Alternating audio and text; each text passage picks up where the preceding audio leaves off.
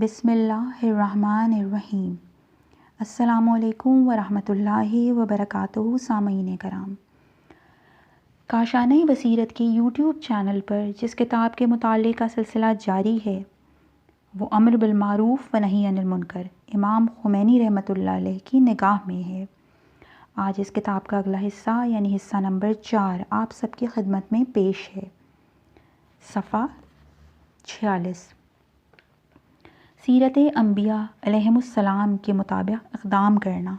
آج جب کہ ملت اٹھ کھڑی ہوئی ہے اور اس نے اپنا راستہ اچھی طرح پا لیا ہے، لہٰذا خاموشی کا حکم دینا اسلام کے مصالح عالیہ کے خلاف ہے اور شیعہ جعفری کے طور طریقوں کے منافی ہے، اور حرکت و نہی عن المنکر اور شاہ کی طرف سے اسلام کو تباہ کیے جانے والی دردناک فجایع کو افشا کرنا۔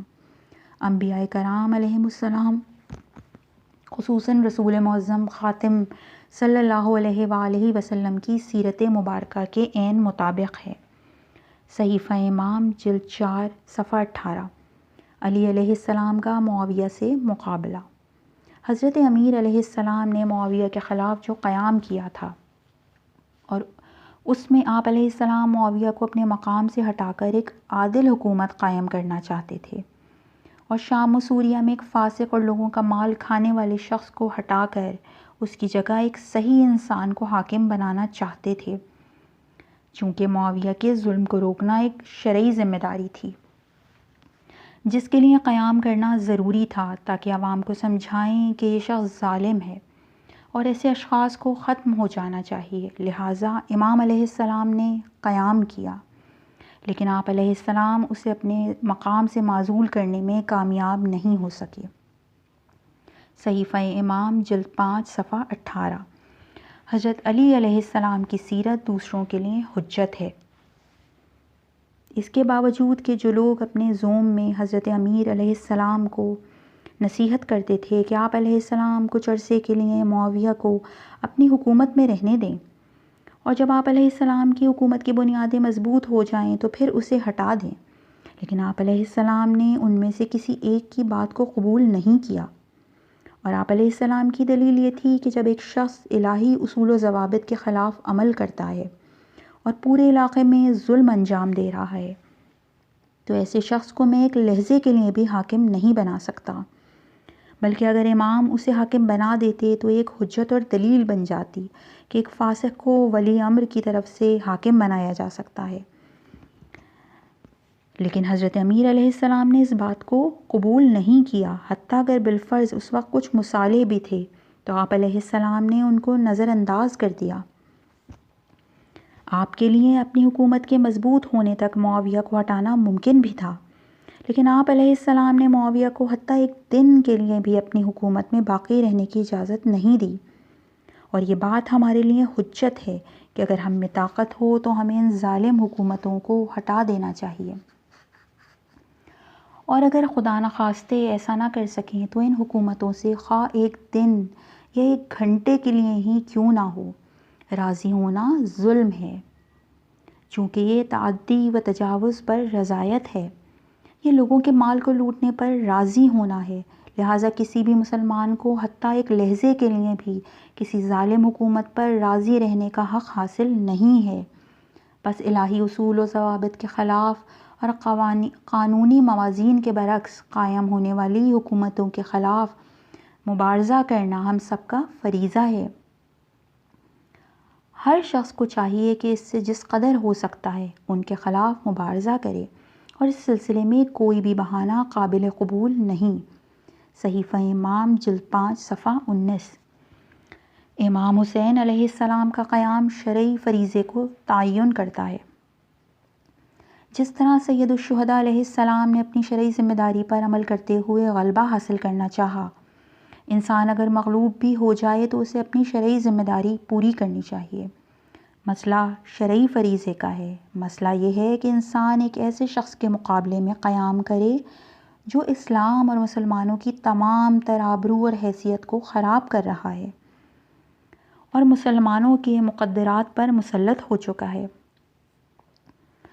اور امریکہ کو مسلمان علاقوں پر مسلط کر رہا ہے، ایرانی فوج کو امریکی مشیروں کے سپرد کر رہا ہے، ایران کے خزانوں کو اپنوں اور بیگانوں کی جیب میں ڈال رہا ہے، ایرانی ثقافت کو برباد کر رہا ہے، اور آج شاہ ایران ایک ایسے شخص کی مانند بن چکا ہے کہ جو ایسی مسند پر بیٹھا ہوا ہے جس پر امام حسین علیہ السلام جیسی ہستی کو بیٹھنا چاہیے۔ یہاں نہیں عن المنکر لازم ہے، یعنی سب لوگوں پر لازم ہے کہ وہ اسے کہیں اس مسند سے اتر جاؤ، یہ سب کا شرعی فریضہ ہے۔ صحیفہ امام جلد 5 صفحہ 163۔ امام حسین علیہ السلام کا قیام سب کے لیے حجت ہے۔ اگر ایک قوم ایک برحق بات کے لیے مقاومت کرنا چاہتی ہے تو اسے تاریخ سے استفادہ کرنا چاہیے، اسے دیکھنا چاہیے کہ تاریخ میں کیا کچھ ہوا ہے، اور یہ گزشتہ تاریخی ہمارے لیے نمونہ ہے۔ حضرت سید الشہداء علیہ السلام نے قلیل سی تعداد کے ساتھ حرکت کی تھی اور یزید جیسے شخص کے مقابلے میں کھڑے ہو گئے تھے جو ایک اکڑ باز حکمران تھا اور ایک مقتدر حکومت رکھتا تھا۔ وہ اسلام کا اظہار بھی کرتا تھا، اس کے خیال میں اس کی حکومت ایک اسلامی حکومت تھی، اور وہ بلزام خود حضرت رسول اللہ صلی اللہ علیہ وآلہ وسلم کا خلیفہ تھا، لیکن اس کا نقص یہ تھا کہ وہ ایک ایسا ظالم انسان تھا جو بغیر کسی حق کے ایک مملکت کے مقدرات پر مسلط ہو چکا تھا۔ یہ جو حضرت ابی عبداللہ علیہ السلام نے اس کے مقابلے میں تحریک چلائی ہے اور قلیل تعداد کے ساتھ قیام کیا ہے، یہ سب اس لیے تھا کہ امام علیہ السلام اسے اپنا شرعی فریضہ جانتے تھے۔ امام علیہ السلام فرماتے ہیں، میرا شرعی فریضہ ہے کہ میں اس کا انکار کروں اور اسے نہیں عن المنکر کروں۔ اگر ایک ظالم حاکم عوام پر مسلط ہو جائے تو علماء ملت اور قومی دانشوروں کو چاہیے کہ وہ اس کا انکار کریں اور اسے نہیں عن المنکر کریں۔ حالانکہ امام علیہ السلام جانتے تھے اور قاعدتاً بھی معلوم تھا کہ جو قلیل تعداد آپ علیہ السلام کے ساتھ تھی کافی نہیں تھی، کہا جاتا ہے 4000 افراد تھے، لیکن رات کے وقت سب چلے گئے تھے سوائے ایک قلیل سی تعداد کے، شاید 70 یا 80 نفر یا 72 نفر باقی رہ گئے تھے۔ لیکن اس کے باوجود آپ علیہ السلام نے اس قدرت کے سامنے مزاحمت کرنا اور قتل ہو جانا اپنا شرعی فریضہ جانا، تاکہ وہ اپنی اور اپنے ہمراہ اس قلیل تعداد کی جانثاری کے ذریعے اس حالت کو تبدیل کر کے اس طاقت کو رسوا کر دیں۔ آپ علیہ السلام دیکھ رہے تھے ایک جائر حکومت ان کی مملکت کے مقدرات پر مسلط ہو چکی ہے، لہٰذا آپ علیہ السلام نے اپنی شرعی ذمہ داری اور اپنے الہی فریضے کی تشخیص دیتے ہوئے اس کے خلاف تحریک شروع کر دی اور اس کا انکار کرنے اور اس کی مخالفت کرنے کے لیے نکل کھڑے ہوئے، خواہ جو بھی نتیجہ نکلے۔ حالانکہ قاعدتاً واضح تھا ایک قلیل گروہ اس قدر بڑے گروہ کا مقابلہ نہیں کر سکتا، لیکن مسئلہ شرعی فریضے کا تھا، لہٰذا یہ ہم اور آپ کے لیے ایک نمونہ ہے۔ اگر ہماری تعداد کم بھی ہو تو پھر بھی ہمیں انکار اور نہیں عن المنکر کرنا چاہیے۔ صحیفہ امام جلد 5 صفحہ 162۔ پیغمبر صلی اللہ علیہ وآلہ وسلم اور ائمہ کی سیرت سے استفادہ۔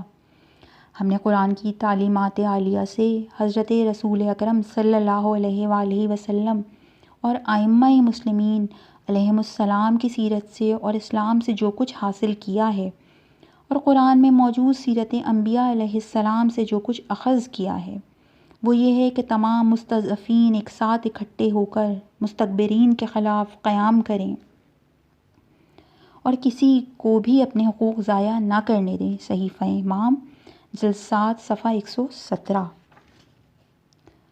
حضرت عیسیٰ علیہ السلام کی سیرت۔ جو بھی حضرت مسیح علیہ السلام کا پیروکار ہے اسے مظلوموں کا حامی ہونا چاہیے اور اسے بڑی طاقتوں کا مقابلہ کرنا چاہیے، جس طرح مذہب اسلام کے ایک پیروکار کو بڑی طاقتوں کی مخالفت کرنی چاہیے اور مظلوموں کو ان کے چنگل سے نجات دلانی چاہیے۔ صحیفہ امام جلد 13 صفحہ 69۔ مسجد اور نماز جمعہ حرکت کی جگہ ہے۔ آپ لوگ اطراف عالم سے اور دنیا کے مختلف علاقوں سے تشریف لائے ہیں اور آپ سب علماء ہیں، لہٰذا آپ کو پیغمبر اکرم صلی اللہ علیہ وآلہ وسلم اور ائمہ اسلام علیہ السلام کی سیرت سے متمسک ہونا چاہیے کہ جو ان زوات نے ہمارے درمیان چھوڑی ہے۔ یہ زوات اس دن بھی اپنے عدیہ کے ذریعے عوام کو دعوت دے رہے تھے کہ جب ان کے ہاتھ بندھے ہوئے تھے اور وہ حکومت وقت کی سیاست کے خلاف بات نہیں کر سکتے تھے، لہٰذا دعا کرتے تھے اور دعا کے ذریعے عوام کو دعوت دیتے تھے، اور جس دن بھی انہیں فرصت ملتی تھی تو ہر مناسب موقع پر اپنی دعوت کو صراحت کے ساتھ بیان کرتے۔ جب آپ لوگ اپنے اپنے ممالک کی طرف لوٹیں گے تو نماز جمعہ کے خطبات میں اور جو دعائیں آپ پڑھتے ہیں، یہ سب جس طرح صدر اسلام میں یہ خطبات سیاسی پہلو رکھتے تھے، اب بھی ایسے ہی ہیں۔ نماز جمعہ ایک سیاسی اجتماع ہے، نماز جمعہ کاملاً ایک سیاسی عبادت ہے۔ لیکن افسوس کے ساتھ بعض جگہ انسان دیکھتا ہے کہ نماز جمعہ میں بالکل وہ باتیں بیان نہیں کی جاتی جن کی اقوام کو ضرورت ہے اور جن کے مسلمان اور اسلامی معاشرے محتاج ہیں۔ جس طرح اوائل اسلام میں نماز جمعہ تھی، اسی طرح اب بھی ہونی چاہیے۔ یہ محافل اور نمازیں سیاسی پہلو رکھتی تھیں۔ مساجد سے جنگ کے لیے لشکر بھیجے جاتے تھے اور مساجد سے ہی سیاسی مسائل کی منصوبہ بندی ہوتی تھی۔ محلے کی مسجد اسی لیے تھی اور یہیں سے سیاسی مسائل پیش کیے جاتے تھے۔ لیکن افسوس کے ساتھ ہم نے مساجد کو ایسا بنا دیا ہے کہ اب یہ مساجد مسلمانوں کے مصالحے سے بالکل دور ہو چکی ہیں، اور خود ہمارے ہی ہاتھ سے وہ منصوبے ختم کر دیے گئے ہیں جو یہاں پیش کیے جانے چاہیے تھے۔ لہٰذا آج ہم دیکھ رہے ہیں اور سب مسلمان دیکھ رہے ہیں کہ جو انہیں دیکھنا چاہیے۔ آج مسلمانوں کو بیدار ہونا چاہیے۔ وہ جب دیکھیں کہ ان کی حکومتیں اسلام کے خلاف عمل کر رہی ہیں تو انہیں صراحت کے ساتھ کہنا چاہیے، نہ کہ وہ دعا اور خطبے کے ذریعے کہیں، بلکہ صراحت کے ساتھ ظالموں اور متجاوزوں اور مخالفین اسلام کے ساتھ مقابلہ کریں۔ آج خطبات کو فقط چند دعاؤں اور چند اذکار تک محدود نہ رکھیں، بلکہ جیسا کہ ابھی تک ہوتا آیا ہے خطبات کے مطالب کو مستحکم کریں۔ صحیفہ امام جلد 18 صفحہ 424۔ ظالموں کے مقابلے میں انبیاء اور اولیاء کی سیرت۔ آپ یہ خیال نہ کریں کہ اسلام فقط یہی کچھ ہے، بس نماز اور روزے کو ہی اسلام کہتے ہیں۔ ایسا نہیں ہے۔ اگر ایسا ہوتا تو پیغمبر صلی اللہ علیہ وآلہ وسلم بھی مسجد میں بیٹھ جاتے اور فقط نماز ہی پڑھتے۔ آپ صلی اللہ علیہ وآلہ وسلم نے اپنی عمر کے آغاز سے لے کر آخر تک اس قدر زحمت کس لیے کی ہے؟ جنگ کی ہے، مار دھاڑ ہوئی ہے، کبھی شکست کھائی ہے اور کبھی شکست دی ہے، اور جہاں تک ہو سکا مسائل کو حل کیا ہے۔ اسی طرح امیر المومنین علیہ السلام نے بھی یہی کچھ کیا ہے، دوسروں نے بھی یہی کچھ کیا ہے۔ صالحین بھی ایسے ہی تھے، تمام بیدار لوگ ایسے ہی تھے۔ ایسا نہیں کہ آپ مسجد میں بیٹھ جائیں اور کسی بھی کام سے سروکار نہ رکھیں اور بے طرف رہیں اور کہیں کہ ہمارے ان کاموں سے کوئی کام نہیں۔ اگر انبیاء کی یہی منطق ہوتی تو پھر فرعون موسیٰ علیہ السلام کا پیچھا نہ کرتا، اور موسیٰ علیہ السلام بھی فرعون کا تعاقب نہ کرتے۔ اگر انبیاء کی منطق یہی ہوتی تو پھر حضرت ابراہیم علیہ السلام ان لوگوں پر حملہ آور نہ ہوتے، اور پیغمبر صلی اللہ علیہ وآلہ وسلم یہ کام نہ کرتے۔ انبیاء کرام علیہم السلام کی منطق یہ نہیں تھی۔ انبیاء کی منطق یہ ہے کہ وہ کفار پر اشداء ہوں، اور جو لوگ انسانیت کے مخالف ہیں ان کے ساتھ سختی کریں اور آپس میں رحیم ہوں، اور وہ شدت بھی ان کفار کے لیے رحمت ہے۔ صحیفہ امام جلد 19 صفحہ 140۔ حضرت ابراہیم علیہ السلام منکرات کے ساتھ مقابلے کا نمونہ۔ حضرت ابراہیم علیہ السلام نے اپنی زندگی میں کیا کیا ہے؟ ان سب نے ظلم و جور کے مقابلے میں قیام کیا ہے۔ ان سب کے قیام کا یہی مطلب تھا۔ ہمیں ان کو نمونہ عمل بنانا چاہیے اور ہمیں ظلم کے مقابلے میں قیام کرنا چاہیے۔ مسلمانوں کو ظلم و جور کے سامنے اور منکرات کے مقابلے میں کھڑا ہو جانا چاہیے، جیسا کہ الحمدللہ ایران کی شریف ملت نے قیام کیا ہے۔ صحیفہ امام جلد 21 صفحہ 3۔ امام خمینی رحمۃ اللہ علیہ کے فرمودات میں امر و نہی کا وجوب، نصیحت کا وجوب۔ نصیحت واجبات میں سے ہے اور اس کا ترک کرنا شاید کبیرہ گناہوں میں سے ہو۔ علماء کو چاہیے کہ وہ شاہ سے لے کر مملکت کے آخری فرد تک سب کو نصیحت کریں۔ صحیفہ امام جلد 1 صفحہ 121۔ علماء اسلام کا فریضہ۔ علماء اسلام کا فریضہ ہے کہ وہ جب بھی اسلام اور قرآن کو خطرے میں محسوس کریں تو مسلمان عوام کو اس سے آگاہ کریں تاکہ خداوند متعال کے بارگاہ میں جواب دہ نہ ہوں۔ صحیفہ امام جلد 1 صفحہ 137۔ قرآن کو خطرے میں دیکھ کر اقدام کرنا واجب ہے۔ قرآن مجید کے لیے جو طبعی خطرہ پیش آیا ہے وہ دین اور مملکت سے خیانت کاروں کے ہاتھوں شرع اور قانون کے خلاف پاس ہونے والے قانون کی وجہ سے اپنی جگہ اسی طرح باقی ہے، اور کوئی بھی مسلمان قرآن کریم کو خطرے سے دوچار دیکھ کر سہل انگاری نہیں کر سکتا۔ صحیفہ امام جلد 1 صفحہ 109۔ اسلام اور پیغمبر صلی اللہ علیہ وآلہ وسلم کے سلسلے میں فریضے کی انجام دہی۔ اسلام کا ہم پر حق ہے، پیغمبر صلی اللہ علیہ وآلہ وسلم کا ہم پر حق ہے۔ اس وقت کہ جب آپ صلی اللہ علیہ وآلہ وسلم کی زحمتیں زوال کے خطرے سے دوچار ہیں، علماء اسلام اور دیانت مقدسہ سے وابستہ افراد کو اپنا قرض چکانا چاہیے۔ میں نے پکا ارادہ کیا ہوا ہے کہ جب تک اس فاسد نظام کو ختم نہ کر لوں اس وقت تک آرام سے نہیں بیٹھوں گا یا حق تعالیٰ کی بارگاہ میں عذر کے ساتھ حاضر ہوں۔ اے علماء اسلام، آپ بھی مصمم ہو جائیں اور جان لیں کہ فتح آپ کے ساتھ ہے۔ واللہ متم نورہ ولو کرہ الکافرین۔ صحیفہ امام جلد 1 صفحہ 187۔ احکام اسلام کا دفاع۔ اسلام کے مسلمہ احکام کا دفاع کرنا، اسلامی ممالک کے استقلال کی حمایت کرنا، ظلم و ستم سے تنفر کا اظہار کرنا، دشمنان اسلام کے ساتھ اسلامی ممالک کے معاہدوں سے نفرت کا اظہار کرنا، اور اسرائیل اس کے کارندوں سے اور قرآن مجید اور اسلام و ملک کے دشمنوں سے بیزاری کا اعلان کرنا علماء اسلام کا فریضہ ہے۔ انہیں چاہیے کہ وہ بغیر کسی وجہ کے دی جانے والی سزائے موت، اجتماعی جلا وطنی، غیر قانونی مقدمات، یہ سب چیزیں بیان کریں اور ناجائز قسم کی سزاؤں سے اپنی بیزاری کا اظہار کریں اور ہر حال میں ملت و مملکت کی صلاح بیان کریں۔ کیا یہ سب چیزیں بیان کرنا جرم ہے؟ کیا یہ سب قدامت پرستی ہے؟ صحیفہ امام جلد 1 صفحہ 335۔ کیپٹلائزیشن کے سلسلے میں اجتماعی ذمہ داری۔ قوم پر لازم ہے کہ وہ ان زنجیروں کو توڑ دیں۔ ایرانی فوج پر لازم ہے کہ وہ ایران میں ایسے ننگ آور کام انجام دینے کی ہرگز اجازت نہ دے، اور جس طرح بھی ہو سکے اپنے اعلیٰ عہدیداروں سے تقاضا کریں کہ وہ اس سند استعمار کو پھاڑ ڈالیں، اس حکومت کو ختم کر دیں۔ جن نمائندوں نے اس رسوا کنندہ چیز کو ووٹ دیا ہے انہیں پارلیمنٹ سے نکال دیں۔ ملت پر لازم ہے کہ وہ اپنے علماء سے تقاضا کریں کہ وہ خاموش نہ رہیں۔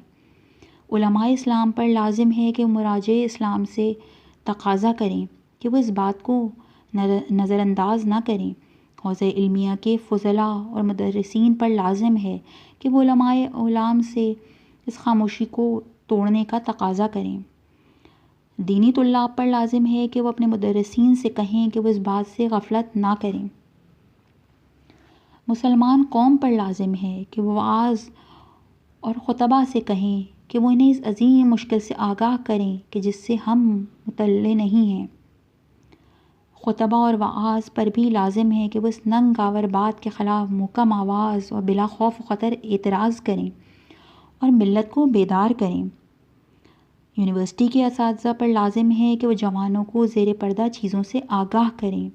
جوانوں پر بھی لازم ہے کہ وہ انتہائی گرم جوشی کے ساتھ اس رسوا کنندہ منصوبے کی مخالفت کریں اور پرسکون ہو کر حساس نعروں کے ذریعے اس امر کے بارے میں دنیا والوں تک یونیورسٹیوں کی مخالفت پہنچائیں۔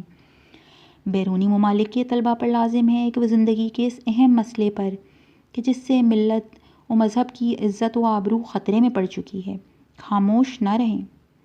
اسلامی حکومتوں کے رہنماؤں پر لازم ہے کہ وہ اس سلسلے میں ہماری آواز کو دنیا تک پہنچائیں اور آزاد نشریاتی اداروں کے ذریعے اس بدبخت قوم کی جاسوس فریاد کو اہل دنیا کے کانوں تک پہنچائیں۔ اسلامی ملل و اقوام کے علماء و خطباء پر لازم ہے کہ وہ اعتراضات کے ایک سیلاب کے ساتھ ایران کی معظم ملت اور اپنے اسلامی بھائیوں کی پیشانی سے اس ننگ کو صاف کریں، اور قوم کے تمام طبقات سے عرض ہے کہ وہ اپنے جزئی اور وقتی اختلافات سے صرف نظر کر کے استقلال جیسے مقدس راستے اور قید اسارت سے نکلنے کے لیے کوشش کریں۔ محترم سیاسی شخصیات پر لازم ہے کہ وہ ہمیں پارلیمنٹ میں بیان ہونے والے زیر پردہ مطالب سے آگاہ کریں۔ اسی طرح سیاسی جماعتوں پر بھی لازم ہے کہ وہ اس مشترکہ امر میں ایک دوسرے کے ساتھ توافق کریں۔ صحیفہ امام جلد 1 صفحہ 410۔ جرم و جنایت کا افشا ضروری ہے۔ آپ روشن فکر جوانوں پر لازم ہے کہ آپ خاموش نہ بیٹھیں جب تک غفلت کی نیند سونے والوں کو اس مرگ بار نیند سے بیدار نہیں کر لیتے، اور استعمار گروں اور ان کے جاہل پیروکاروں کے خیانتوں اور جرائم کو فاش کرتے ہوئے غفلت زدہ لوگوں کو آگاہ نہیں کر لیتے۔ صحیفہ امام جلد 2 صفحہ 142۔ خطرات کے بارے میں عوام کو بیدار کرنا ضروری ہے۔ اس گروہ کو پہلے نصیحت اور بیدار کرنا چاہیے اور اسے کہیں، کیا تم خطرہ نہیں دیکھ رہے؟ کیا آپ نہیں دیکھ رہے کہ اسرائیلی مار رہے ہیں اور ختم کر رہے ہیں، اور امریکہ و برطانیہ بھی ان کی مدد کر رہے ہیں، اور آپ لوگ بیٹھے ہوئے تماشا دیکھ رہے ہیں؟ آپ کو بیدار ہو جانا چاہیے اور عوام کی مصیبتوں کے علاج کے بارے میں سوچنا چاہیے۔ فقط بحث مباحثے کا کوئی فائدہ نہیں۔ فقط مسئلہ کہنا کسی درد کی دوا نہیں ہے۔ اب جب کہ اسلام کو تباہ کر رہے ہیں، نصرانیوں کی طرح آپ بھی خاموش نہ بیٹھیں کہ جو بیٹھ کر روح القدس و تثلیث کے بارے میں بحث کرتے رہے ہیں، اور وہ لوگ آئے ہیں اور انہیں پکڑ کر ختم کر دیا ہے۔ آپ کو بیدار ہو جانا چاہیے اور ان حقائق اور واقعات کی طرف توجہ دینی چاہیے۔ موجودہ دور کے مسائل کی طرف توجہ دیں اور اپنے آپ کو اس قدر بیہودہ نہ بنائیں۔ ولایت فقیہ صفحہ 133۔ اسرائیل کی مدد پر اعتراض۔ آخر نجف کیوں سویا ہوا ہے؟ کیا ہم جواب دہ نہیں ہیں؟ ہمارے تمام کام مسلمانوں کے لیے درس ہیں۔ کیا یہی کہ ہم درس پڑھ رہے ہیں؟ کیا ہمیں مسلمانوں کے دکھ درد میں شریک نہیں ہونا چاہیے؟ کیا ہم اس بات پر اعتراض نہ کریں کہ ایران اور اسلام کا تیل ایک ایسی مملکت کو کیوں دیا جا رہا ہے کہ جو مسلمانوں کے ساتھ جنگ کی حالت میں ہے؟ کیا اس پر اعتراض نہیں ہونا چاہیے؟ کیا یہ باتیں نہیں کہنی چاہیے؟ صحیفہ امام جلد 2 صفحہ 363۔ اسلامی فریضے کی یاد دہانی۔ میں کیا کروں؟ میں اسے اپنا فریضہ جانتا ہوں۔ میں اپنا فریضہ جانتا ہوں کہ آپ کی توجہ اس طرف مبذول کروں۔ جہاں تک میری آواز پہنچتی ہے میں فریاد بلند کروں گا۔ جہاں تک میرا قلم کام کرتا ہے میں لکھوں گا اور نشر کروں گا۔ اگر جناب علی بھی صلاح جانتے ہیں اور اس امت کو اپنی امت سمجھتے ہیں اور انہیں اپنا شیعہ جانتے ہیں، اگر صلاح دیکھتے ہیں تو وہ بھی یہی کچھ کریں۔ صحیفہ امام جلد 2 صفحہ 367۔ عوام کو آگاہ کرنا جوانوں کا فریضہ ہے۔ اے اسلام کے قیمتی جوانوں کہ جو مسلمین کے لیے مایہ امید ہو، آپ پر لازم ہے کہ اقوام کو آگاہ کریں اور استعمار گروں کے شوم مقاصد و تباہ کن منصوبوں کو برملا کریں۔ اسلام کی پہچان حاصل کرنے میں زیادہ سے زیادہ سنجیدہ ہو جائیں، قرآن کی مقدس تعلیمات حاصل کر کے ان پر عمل کریں اور انتہائی اخلاص کے ساتھ دوسروں کو اسلام کی تبلیغ کرنے اور اس کی نشر و اشاعت کرنے اور اسلام کے عظیم مقاصد کی تکمیل کرنے کے لیے کوشش کریں۔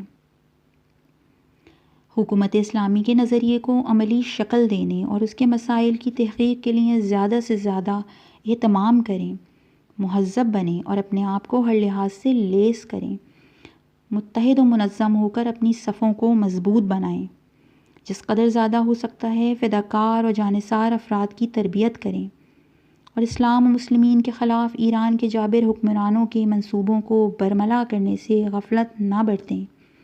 اپنے دکھی ایرانی مسلمان بھائیوں کی آواز اہل دنیا تک پہنچائیں اور ان سے ہمدردی کریں، اور ایران میں جو مسلسل قتل و غارت اور قانون کی خلاف ورزیاں ہو رہی ہیں ان پر اعتراض کریں۔ صحیفہ امام جلد 2 صفحہ 439۔ فلسطین کا دفاع سب اسلامی حکومتوں کی ذمہ داری ہے۔ اب جبکہ اسرائیل کی غاصب حکومت نے زیادہ سے زیادہ فتنہ برپا کرنے، عرب سرزمینوں پر تجاوز کرنے اور حقیقی مالکین کے مقابلے میں اپنے غاصبانہ طریقے کو جاری رکھنے کے لیے جنگ کی آگ کو چند برابر بھڑکا دیا ہے، اور ہمارے مسلمان بھائی فساد کے اس مادے کی جڑ اکھاڑنے کے لیے اپنی جان ہتھیلی پر رکھ کر محاذ جنگ اور میدان عزت شرف میں لڑ رہے ہیں، تو اسلامی ممالک کی تمام حکومتوں خصوصاً عرب حکومتوں پر لازم ہے کہ وہ خداوند متعال پر توکل اور قدرت لا یزال پر بھروسہ کرتے ہوئے اپنی تمام تر قوت اکٹھا کر کے فداکاری کرنے والے مجاہدوں کی مدد کے لیے نکل پڑیں، کہ جو محاذ کی پہلی صف میں کھڑے ملت اسلام پر امید کی آنکھیں لگائے ہوئے ہیں، اور فلسطین کی آزادی اور اسلامی مجد و شرف اور عظمت کے احیاء کے لیے اس مقدس جہاد میں شرکت کریں۔ صحیفہ امام جلد 3 صفحہ 1۔ اسرائیل کے خلاف جدوجہد ملت اسلام کا فریضہ ہے۔ ملت اسلام کی انسانی فریضے، اخوت اور عقلی و اسلامی اصول و ضوابط کے مطابق ذمہ داری ہے کہ وہ استعمار کے اس گماشتے کی جڑیں اکھاڑنے کے لیے کسی قسم کی فداکاری سے دریغ نہ کرے، اور مادی و معنوی کمک، خون، دوائیں، اسلحہ اور غذا بھیج کر محاذ جنگ پر لڑنے والے اپنے بھائیوں کی مدد کرے۔ خصوصاً ملت شریف ایران پر لازم ہے کہ وہ اسرائیل کے وحشیانہ تجاوز اور اس وقت جو مصائب ہمارے عرب اور مسلمان بھائیوں کو درپیش ہیں ان کے مقابلے میں بے اعتنا نہ رہے، اور جس طرح بھی ممکن ہے سرزمین فلسطین کی آزادی اور صہیونزم کی نابودی کے لیے اپنے مسلمان بھائیوں کی مدد کرے۔ اسی طرح حکومت ایران سے تقاضا کریں کہ وہ اس خاموشی کو توڑ کر اسلامی ممالک کی حکومتوں کے ساتھ مل کر اسرائیل کے خلاف جنگ و پیکار کے لیے اٹھ کھڑی ہو۔ صحیفہ امام جلد 3 صفحہ 2۔ اسلام کا دفاع تمام مسلمانوں کا فریضہ ہے۔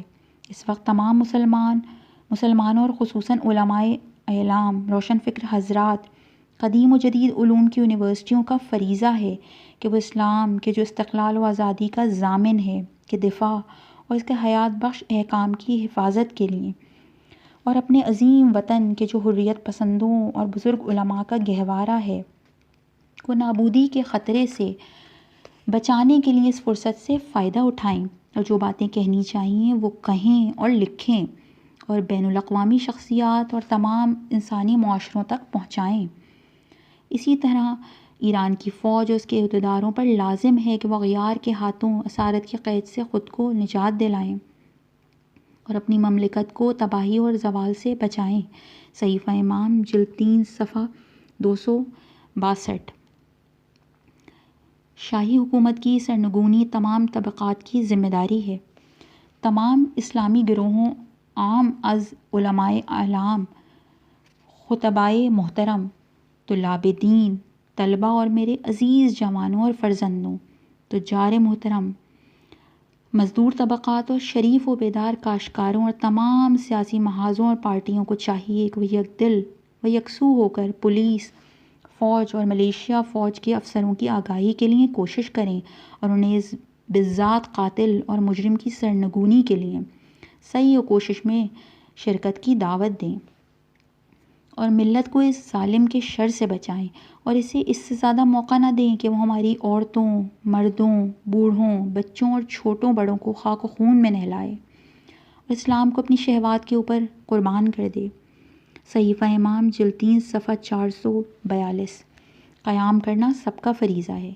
تمام طبقات کو اپنے جزئی اختلافات سے ہاتھ کھینچ کر اپنی نجات کے لیے اٹھ کھڑا ہونا چاہیے، اور ہر ممکنہ طریقے سے اس مفسد فی الارض کو ختم کرنے کے لیے اقدام کرنا چاہیے۔ صحیفہ امام جلد 3 صفحہ 443۔ ہر ممکنہ طریقے سے اسلامی تحریک کی مدد، ہم جہاں بھی ہوں، تنہا یا ایک ساتھ، فرداً یا مل کر، ایران کی اس مقدس تحریک کی مدد کرنا ہمارا عقلی، وجدانی اور شرعی فریضہ ہے، چونکہ وہ لوگ میدان جنگ میں خون دے رہے ہیں اور ہم ملک سے باہر ہیں اور وہاں نہیں جا سکتے، لہٰذا ہمیں ملک سے باہر رہ کر اس جنگ میں حصہ لینا چاہیے۔ ہمیں جس قدر بھی ہو سکتا ہے اپنا فریضہ ادا کرنا چاہیے، اپنے قلم سے، بیان سے، باتوں سے اور مظاہروں کے ذریعے جس قدر ہو سکتا ہے اس فریضے کو ادا کریں۔ صحیفہ امام جلد 3 صفحہ 492۔ پروپیگنڈے کے ذریعے مدد کرنا ملک سے باہر ایرانیوں کا فریضہ ہے۔ ایران میں جو لوگ اس شاہ کے مقابلے میں متحد ہو کر کھڑے ہوئے ہیں، ہمیں ان کے ہاتھ میں ہاتھ ڈالنا چاہیے۔ ہم جو ملک سے باہر ہیں، ہمارا بھی فریضہ ہے کہ ان لوگوں کے ساتھ ہم آواز ہو کر انشاءاللہ اس دشمن کو ختم کریں۔ اب یہ کام نزدیک ہے، اب وہ وقت آ پہنچا ہے، اب اس کا وہ پہلے جیسا شور شرابہ نہیں ہے، اب وہ زوال کی طرف جا رہا ہے انشاءاللہ۔ لیکن ہمیں غفلت نہیں کرنی چاہیے۔ ہم جو ملک سے باہر ہیں، ہمیں ملک کے اندر موجود بھائیوں سے غافل نہیں رہنا چاہیے۔ ہماری ذمہ داری ہے، یہ ہمارا وجدانی اور دینی فریضہ ہے کہ ان کے ساتھ جس قدر ہو سکتا ہے تعاون کریں، پروپیگنڈے میں ان کی مدد کریں، جو بھی کم از کم مدد کر سکتے ہیں وہ کرنی چاہیے۔ مطبوعات کے ذریعے پروپیگنڈا کیا جا سکتا ہے، اعلانات کے ذریعے مدد کی جا سکتی ہے، یعنی جس طرح بھی ہو سکتا ہے ہمیں ان کی مدد کرنی چاہیے۔ صحیفہ امام جلد 4 صفحہ 81۔ قیام کرنے والوں کا ساتھ ہم سب کا وجدانی اور شرعی فریضہ ہے اور عقلی ذمہ داری ہے کہ قیام کرنے والے اس مظلوم گروہ کے ساتھ تعاون کیا جائے کہ جو اپنا حق لینا چاہتے ہیں، جو ہمارا بھی حق ہے وہ لینا چاہتے ہیں، لہٰذا ہمیں بھی ان کے ہمراہ ہونا چاہیے اور ان کا پشت پناہ بننا چاہیے۔ صحیفہ امام جلد 3 صفحہ 523۔ اس مقام پر اس حصے کا خاتمہ کرتے ہیں، اگلی دفعہ کتاب کا ادامہ دیں گے۔ السلام علیکم ورحمۃ اللہ وبرکاتہ۔